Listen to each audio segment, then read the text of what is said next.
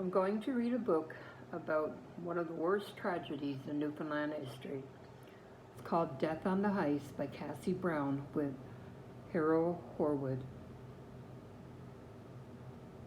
Dead on the Ice, The Great Newfoundland Sealing Disaster of 1914 by Cassie Brown with Harold Horwood. Each year for generations, poor ill-clad Newfoundland fishermen had sailed out to the ice to hunt seals in the hope of a few pennies in wages from the prosperous merchants of St. John's. The year 1914 witnessed the worst in the long line of tragedies that were part of their harsh way of life. For 2 long freezing days and nights, a party of seal hunters, 132 men were left stranded on an ice field floating in the North Atlantic in winter. They were thinly dressed, with almost no food, and with no hope of shelter on the ice against the snow or the constant bitter winds. To survive, they had to keep moving, always moving. Those who lay down to rest died. Heroes emerged. One man froze his lips badly, biting off the icicles that were blinding his comrades. Other men froze in their tracks or went mad with pain and walked off the edge of the ice field. All the while, ships steamed about nearby, unnoticing. And by the time help arrived, 2/3 of the men were dead. This is an incredible story of bungling and greed, of suffering and heroism. In the book, the disaster is carefully traced step by step, and with the aid of its compelling contemporary photographs, it paints an unforgettable portrait of the bloody trade of seal hunting among the ice fields when ships and men were expendable. To those members of the Newfoundland crew who showed the human qualities of courage and heroism in the highest degree, and specifically to Jesse Collins, to Master Watch Arthur Mullen, to Cecil Mullen, and to John Owlett, this book is dedicated. Cassie Brown is a Newfoundlander born and bred, a successful writer of stage and radio plays. She was also a reporter. Every time I read, I get the yawns. She was also a reporter and columnist for the Daily News in St. John's for 7 years. Death on the Ice requires 2 years of intensive research and took another year to write. Harold Horwood is also a native of Newfoundland. He has published several books, the most recent of which is White Eskimo, a novel set in Labrador. Forward. Every spring for more than a century, Newfoundland men and boys went out in ships to the most dangerous and brutal adventure that has ever been called an industry, the seal hunt. More than 1,000 of them died when their ships sank crushed like eggshells by colliding ice fields or exploding or failed to pick them up from the drifting pools. When boats were driven away in blizzards or when those on foot were caught by storms, survivors often lost fingers or toes, or sometimes feet or legs from freezing or from other injuries. The hardships they endured were compounded by the greed of the ship owners, who refused to provide clothing or safety equipment. The men had no meals to cook or any way to cook them. For weeks and months they lived on sea biscuit and tea. Even their drinking water was polluted with blood and seal fat until it stank. They slept like cattle in ship holes without bedding. As the pelts and fat piled up, they simply lived on top of the cargo and other filth. Injured men recovered as best they could or died without medical help. This book tells the story of the most appalling event and a long record of lost parties of sealers. The Newfoundland disaster, as it is called, was unique in several ways. It happened at a moment of reform. Excuse me. William Croker, the working man's hero of the time, was present as an observer on one of the ships to record the way the men were mistreated and the way the sealing laws were flouted by ship owners. As a result of the disaster, the men rose up in revolt against feudal working conditions and against captains who valued sea pelts more than human lives. No less than two judicial inquiries sifted and recorded evidence from numerous witnesses.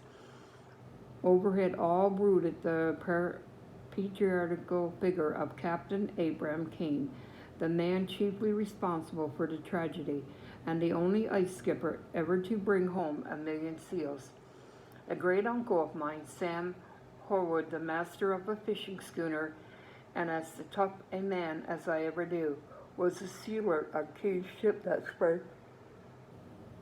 Oh my gosh, every time I read, I start yawning. Like others, he tried ineffectively to prevent the disaster, but he did not try hard enough. I once asked my father why someone as able and experienced as Sam Horwood did not lead a mutiny, if necessary, to save the lives of the sealers. Like all of the rest of them, he was afraid of Abram Kane, my father replied. The mutinies happened, but only after the men were already dead. Though this book reads like a novel, it is historically accurate down to the last detail. Conversations between men on shipboard or on the icefalls are reconstructed word for word from evidence given at the inquiries. Cassie Brown has done a remarkable job of research and reconstruction. She interviewed survivors at great length, studied all the written records and the medical, logical, and other data. The only liberty she has taken is to restore the dialect in which the men actually spoke, rather than give the correct English into which court reporters translated their speech. This is Cassie Brown's book, not mine. She did more than 9/10 of all the work on it. My contribution was limited to editorial voice, mainly to cutting and trimming the narrative from a much longer one to its present length. Death on the Ice is the most moving story I have ever read. I am proud to have had some small part in preparing it for publication. Harold Orwood, Toronto, 1972.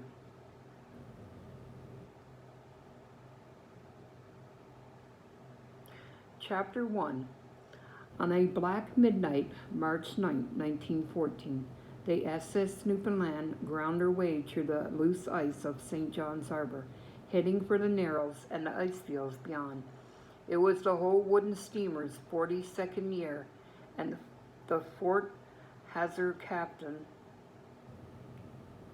at the seal hunt for 29-year-old Westbury King, the youngest son of the all-powerful Captain Abraham Kane, unchallenged admiral of the sealing fleet. The captain was young, but many of his crew were much younger. The dangers of the seal hunt, a spring ritual in which men slew and were slain, had made it the supreme test of manhood for Newfoundland boys. Lads of 16 clamored for berths to the ice, and even 15-year-olds made the trip as stowaways. One lad who had just turned 16 slept legally in a wooden bunk in the Newfoundland Zoo. Albert John Crew had talked his father into letting him take the voyage. The father, Reuben Crew, now 49, had sworn off seal hunting 3 years before after our experience on the ice. What, Reuben, you doing the ice again? Josh the sealer, who had just met him on the docks. I thought you'd give up. Sealing for good?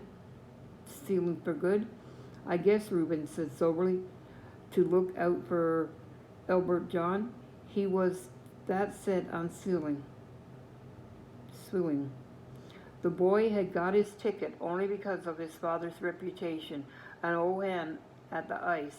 He had been in the Arla on April 7, 1911, when she was battered by a storm and crushed in the floes without sinking near infamous St. Paul's Island in the Gulf of St. Lawrence, 10 miles northeast of Cape Breton. This rock, 2 3/4 miles long,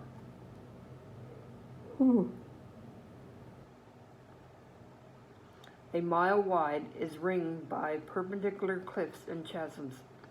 Reuben and other crewmen made it through the surf to the island, and somehow managed to scale the cliffs, but he had vowed never to hunt a seal again. Only anxiety for his son had made him change his mind. One young man was on board under false pretenses, signed on as John Ludgerton of Red Island, Placentia Bay. He was really Peter Lamb of the same place. John had sold this ticket to Peter when he had a chance of a berth on the Southern Cross, which had sailed to hunt seals in the Gulf of St. Lawrence on March 5th. Peter had paid 50 cents for the ticket and signed on under John's name, because the sale or exchange of tickets among sealers was illegal. Not all sealers went to the ice with a light heart. Many of them were only too aware of the hazards of their calling. John Owlett, a well-set-up young man from the Goulds, 10 miles south of St. John's, had suffered a chilling nightmare weeks before. In his dream, he was on a mountain of ice, lost and freezing. He was alone, terribly and frighteningly alone, but everywhere he wandered there were vague, undefinable things on the ice around him, things with no particular shape that he could make out. He found himself walking among those things, unable to find his way, wondering what they were and dreading them. In his dream he was counting. He was still counting the white mountains when he awoke, shivering and terribly depressed. He had put the dream out of his mind, and now enjoyed untroubled slumber in the Newfoundland's Hold. Wes Kane was not exactly in love with his old ship. To put it bluntly, she was a tub, ancient, underpowered, too long, too narrow to maneuver safely in the ice fields without danger of breaking in two. But he was a young man with a name still to make for himself, and he had brought home a good voyage in her the year before, when the ice was loose and the seals plentiful. But this year the ice was not loose. It was already giving him trouble as he maneuvered northward from St. John's toward Cape St. Francis. The stuff he was butting was mostly slob, small roundish pans. Newfoundlanders distinguish between local slob, usually too small to bear a man's weight, and when he is cupping or jumping from pan to pan, and northern slob, formed of Labrador. Northern slob still consists of rounded pans, but larger, thicker ones that you can safely cross by cupping, provided you are careful to jump from each pan as it begins to sink under your weight. The ice the Newfoundland was butting now was mostly northern slob, some of it frozen into sheets and pans, and there was some ominous blue floe ice from the Arctic mixed with it. West hoped the tightness of the ice was just local, because by the north end winds that had been driving it towards shore recently. Once he got north of Cape Bonavista, he hoped it might be looser, even though reports coming down from the north had not been encouraging.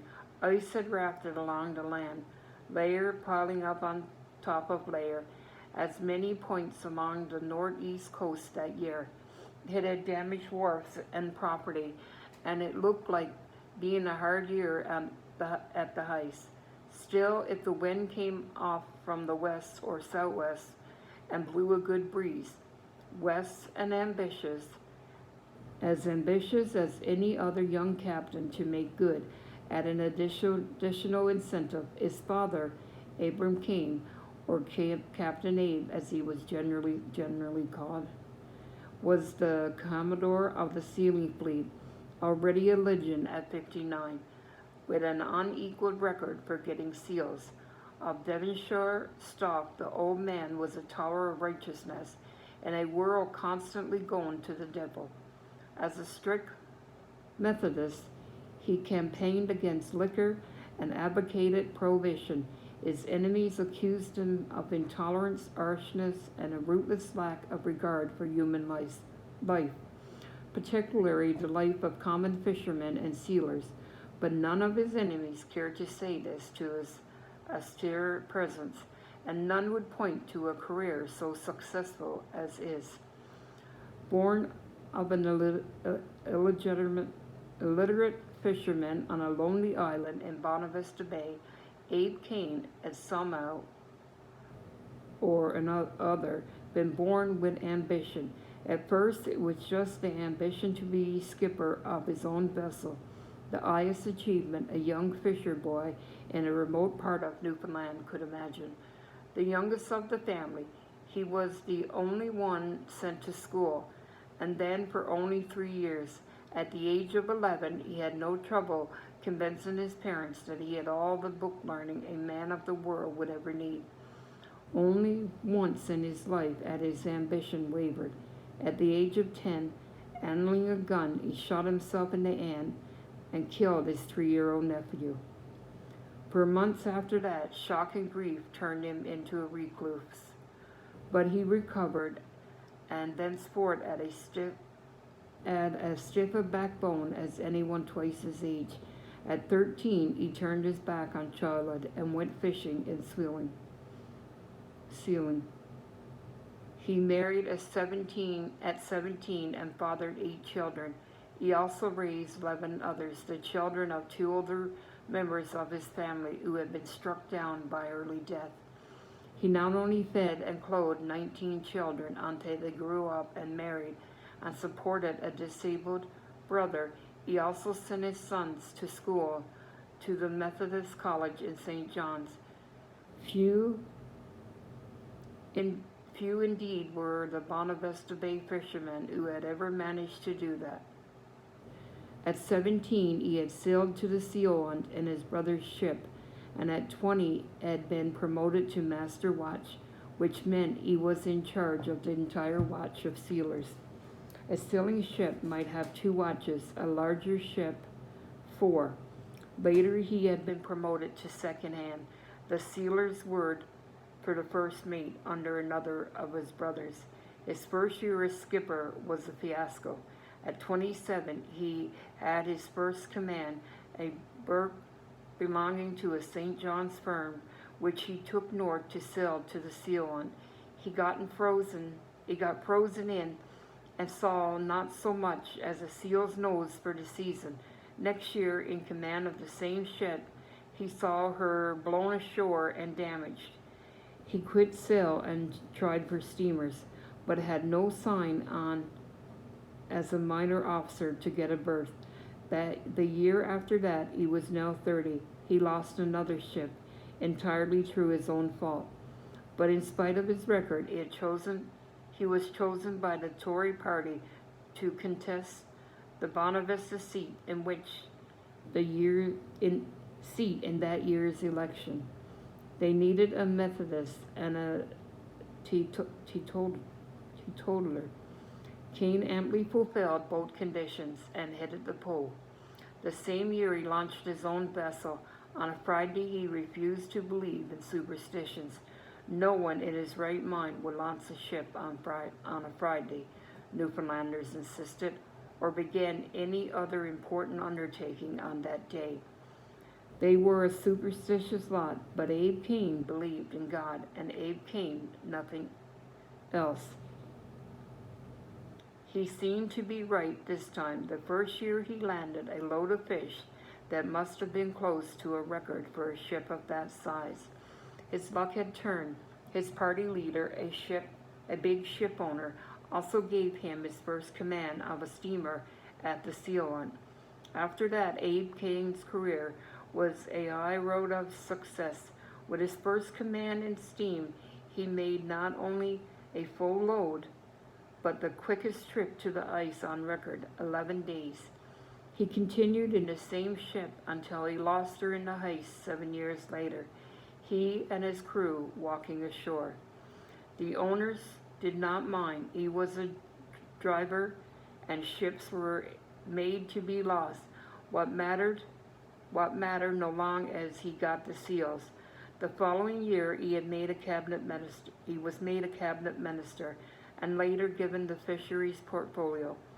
It was the first time a fisherman had risen to such a position in Newfoundland. This was the main man Wes Kane had to measure himself up against, a record setter, the greatest seal hunter who had ever shunned a ship through the ice from the lookout barrel at the masthead, the father of 3 sealing captains and 2 doctors, a determined man who barely able to read and write, had gone back to school in his 30s, qualified himself in navigation, and passed exams for his master's certificate. That year, Captain Abe was in the command of the Stefano, the biggest and fastest steel ship in Bowring's fleet of 7 sealers. Regulations did not allow the steel ships to leave port for the hunt until March 13th.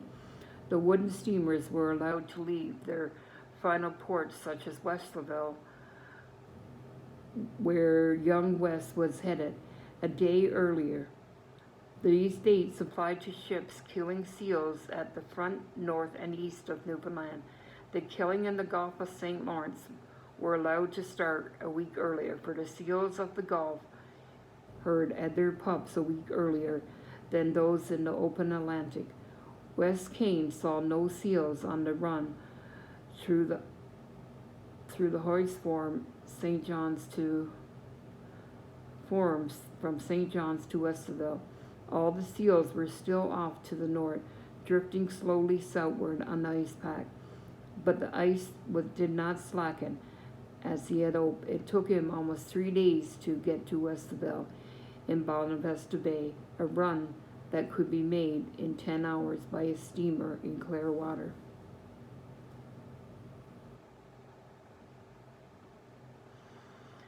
Chapter 2. Nature had not been kind to Newfoundland. Surrounded by the hostile North Atlantic and attacked from the north by frigid Arctic current, the island rises gaunt and gray out of a cold gray sea. The 7th largest island in the world, it is almost as large as Britain, but no Gulf Stream warms its rugged coastline. In that country of fogs and sharp breezes, few men could scratch a living from the shallow soil. For many generations, Newfoundlanders relied mostly on the sea. Here nature had been generous. The island's continental shelf, the Grand Banks, is the richest fishing ground in the world. It was the teeming silver shoals that brought the first fishermen here from Europe 5 centuries ago. Centuries earlier, the North, those incredible seamen, adventured into Newfoundland's coves and bays in the trading ships that they called cours. They settled for a while, but after bloody battles with the native Indians and Eskimos, they sailed on. In the 15th century, Artie Bass came upon the Grand Banks and the island beyond.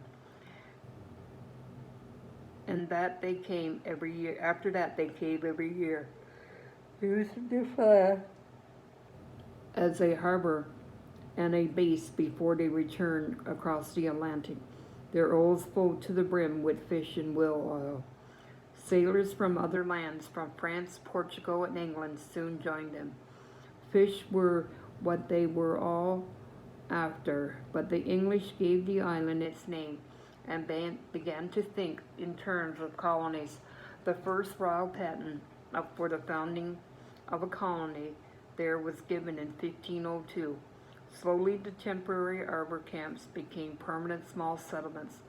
Settlers from the west of England, from France, from Scotland, from Ireland, seafaring men all continued to trickle to the island, and the settlements grew and expanded. But it was a harsh life, a constant struggle for survival. The men fished, the women grew what vegetables they could, and raised some sheep, goats, and poultry. The only other meat was that what they got by gun or snare, ducks, geese, rabbits, and in hard times, seabirds. In bad fishing seasons, families starved. For 2 centuries, those self-reliant people lived almost entirely in the Avalon Peninsula, in the south of the island, where St. John's, the main town, was situated.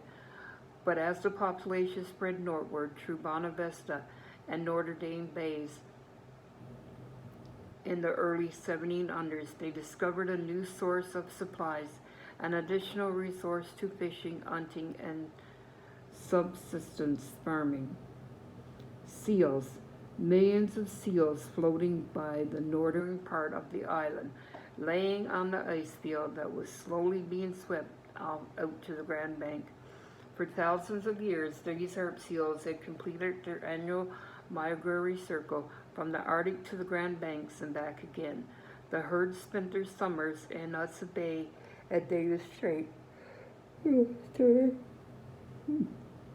the west side of Baffin Bay, so as far to the north of in Lancaster Sound.